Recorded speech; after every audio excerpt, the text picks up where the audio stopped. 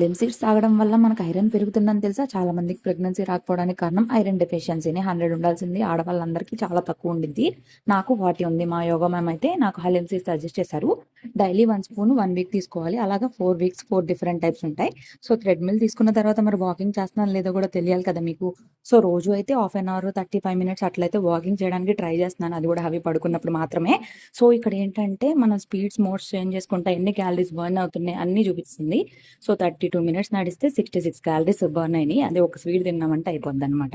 మొత్తానికి కష్టపడి 40 మినిట్స్ పైనే నడిచాను. నడిచి దిగిన తర్వాత మాత్రం కళ్ళు తిరిగినట్టు అయిపోయింది.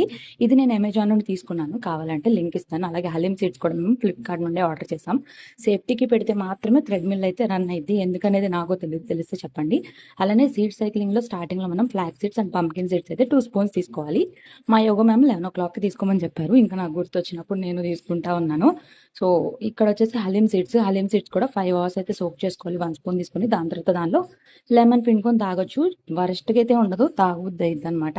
సో ప్రెగ్నెన్సీకి డైట్ అయితే స్టార్ట్ చేశాను. నాతో పాటు ఎవరైనా స్టార్ట్ చేయాలనుకుంటే స్టార్ట్ చేయండి. సో హలీమ్ సీడ్స్ అంటే ఇలా ఉంటాయి. ఫస్ట్ టైం వింటున్నా. అలాగే డేట్స్ కూడా 2 తినాలి. వీడియో ఇంతే నచ్చిందా? వీటి లింక్స్ అన్ని ఇస్తాను. యూట్యూబ్లో ట్యాగ్ చేస్తా. బాయ్.